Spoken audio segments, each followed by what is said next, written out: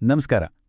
ಕಬ್ಬಿಣ ತುಕ್ಕು ಹಿಡಿಯೋದು ಅಥವಾ ತೆರೆದಿಟ್ಟ ಚಿಪ್ಸ್ ಪ್ಯಾಕೆಟಿಂದ ಮರುದಿನ ಒಂಥರ ವಾಸನೆ ಬರುತ್ತಲ್ಲ, ಯಾಕೆ ಅಂತ ಎಂದಾದರೂ ಯೋಚನೆ ಮಾಡಿದ್ದೀರಾ? ಇದೆಲ್ಲದರ ಹಿಂದೆ ಒಂದು ಸಖತ್ ಸೈನ್ಸ್ ಇದೆ. ಬನ್ನಿ, ಇವತ್ತು ರಸಾಯನಶಾಸ್ತ್ರದ ಕೆಲವು ಮುಖ್ಯವಾದ ಪರೀಕ್ಷಾ ಪ್ರಶ್ನೆಗಳನ್ನು ತಗೊಂಡು ನಮ್ಮ ಸುತ್ತಮುತ್ತ ನಡೆಯೋ ವಿಷಯಗಳನ್ನ ಎಷ್ಟು ಸಿಂಪಲ್ ಆಗಿ ಅರ್ಥ ಮಾಡ್ಕೋಬೋದು ಅಂತ ನೋಡೋಣ. ಇವತ್ತು ನಾವು ಒಟ್ಟು 4 ಇಂಟ್ರೆಸ್ಟಿಂಗ್ ವಿಷಯಗಳ ಬಗ್ಗೆ ಮಾತಾಡಲಿದ್ದೇವೆ. ಮೊದಲನೇದಾಗಿ ಈ ರಾಸಾಯನಿಕ ಕ್ರಿಯೆಗಳು ಅಂದ್ರೆ ಏನು, ಅದರ ಬೇಸಿಕ್ಸ್ ಏನು ಅಂತ ನೋಡೋಣ. ಆಮೇಲೆ ನಮ್ಮೆಲ್ಲರ ಸ್ಕೂಲ್ ದಿನಗಳನ್ನು ನೆನಪಿಸೋ ಒಂದು ಕ್ಲಾಸಿಕ್ ಪ್ರಯೋಗದ ಕಡೆ ಹೋಗೋಣ. ಮೂರನೇದಾಗಿ ಈ ಕ್ರಿಯೆಗಳಲ್ಲಿ ಎಷ್ಟು ತರಹ ಇವೆ ಅಂತ ತಿಳ್ಕೊಂಡು ಕೊನೆಗೆ ಈ ಎಲ್ಲ ಸೈನ್ಸ್ ನಮ್ಮ ದಿನನಿತ್ಯದ ಜೀವನದಲ್ಲಿ ಅಂದ್ರೆ ನಮ್ಮ ಕಿಚನಿಂದ ಹಿಡಿದು ನಾವು ಬಳಸೋ ವಸ್ತುಗಳ ತನಕ ಹೇಗೆ ಕನೆಕ್ಟ್ ಆಗಿದೆ ಅಂತ ಕಂಡಿಡಿಯೋಣ. ಯಾವುದೇ ಹೊಸ ಭಾಷೆ ಕಲಿಬೇಕಾದ್ರೆ ಮೊದಲು ಅಕ್ಷರಮಾಲೆ ಕಲಿಯೋದು ಎಷ್ಟು ಮುಖ್ಯ ಅಲ್ವಾ?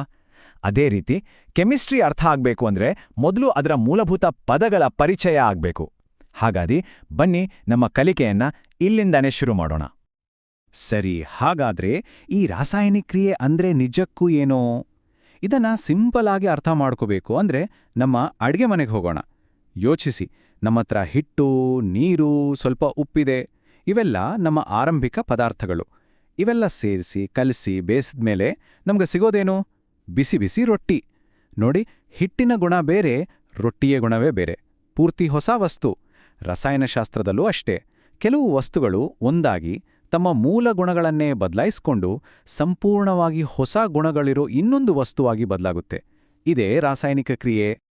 ಈಗ ನಡೆದ ಈ ಕ್ರಿಯೆಗಳನ್ನು ವಿವರಿಸೋಕೆ ನಾವು ಪ್ರತಿ ಬಾರಿಯೂ ಉದ್ದುದ್ದ ವಾಕ್ಯ ಬರಿತಾ ಕೂರೋಕ್ಕಾಗಲ್ಲ. ಅದಕ್ಕೆ ನಾವು ಸಂಕೇತಗಳನ್ನು ಅಂದ್ರೆ ಸಿಂಬಲ್ಸ್ ಮತ್ತೆ ಫಾರ್ಮುಲಾಗಳನ್ನು ಬಳಸ್ತೀವಿ. ಇದನ್ನೇ ರಾಸಾಯನಿಕ ಸಮೀಕರಣ ಅಂತ ಕರೆಯೋದು.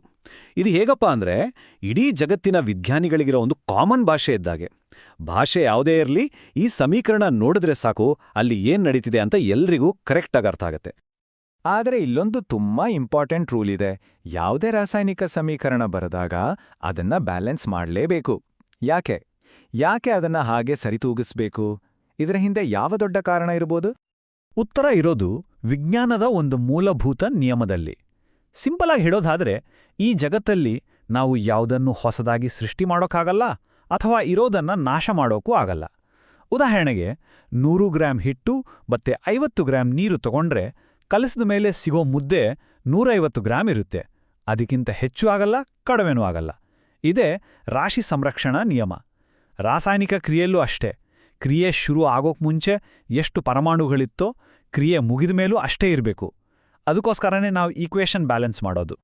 ಸರಿ, ಇಷ್ಟೊತ್ತು ಬರೀ ಥಿಯರಿ ಮಾತಾಡಿದ್ದೂ ಸಾಕು. ಈಗ ಒಂದು ರಿಯಲ್ ಎಕ್ಸೈಟಿಂಗ್ ಎಕ್ಸ್ಪೆರಿಮೆಂಟ್ ಕಡೆ ಹೋಗೋಣ.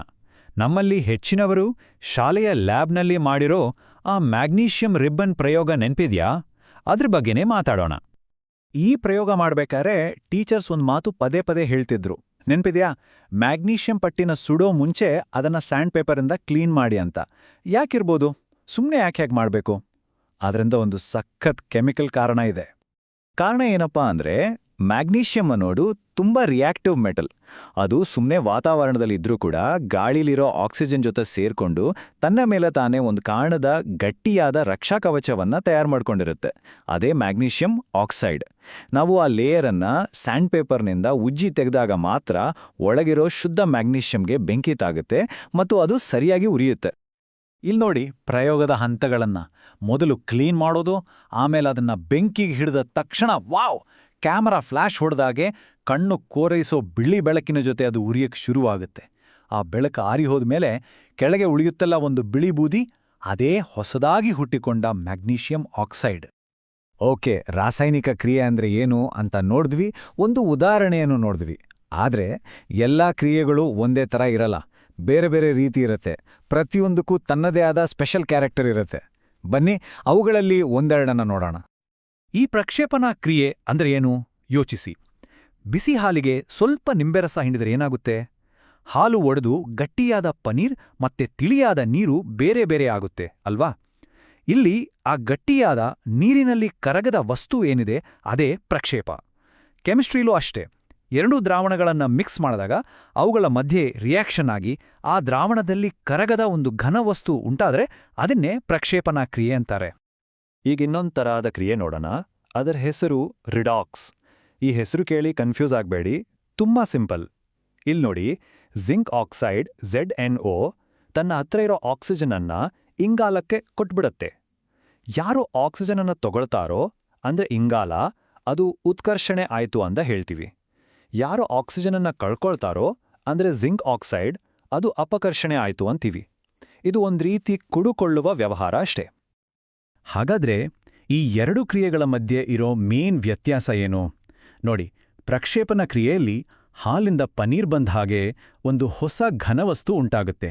ಆದರೆ ರಿಡಾಕ್ಸ್ ಕ್ರಿಯೆಯಲ್ಲಿ ಆಕ್ಸಿಜನ್ ಅಥವಾ ಎಲೆಕ್ಟ್ರಾನ್ಗಳ ಅದ್ಲುಬದ್ಲು ನಡೆಯುತ್ತಷ್ಟೇ. ಒಂದು ಹೊಸ ವಸ್ತುವನ್ನೇ ಸೃಷ್ಟಿಸಿದ್ರೆ ಇನ್ನೊಂದು ವಸ್ತುಗಳಿಂದ ಟ್ರಾನ್ಸ್ಫರ್ ಮಾಡುತ್ತೆ. ನಾವಿಷ್ಟೊತ್ತು ಕಲ್ತ ವಿಷಯಗಳೆಲ್ಲ ಬರೀ ಪುಸ್ತಕಕ್ಕೆ ಮಾತ್ರ ಸೀಮಿತ ಅಲ್ಲ. ನಮ್ಮ ಕಿಚನಿಂದ ಹಿಡಿದು ನಮ್ಮ ಮನೆಗೇಟ್ವರೆಗೂ ಈ ರಾಸಾಯನಿಕ ಕ್ರಿಯೆಗಳು ದಿನದ 24 ಗಂಟೆಯೂ ನಡೀತಾನೇ ಇರುತ್ತೆ.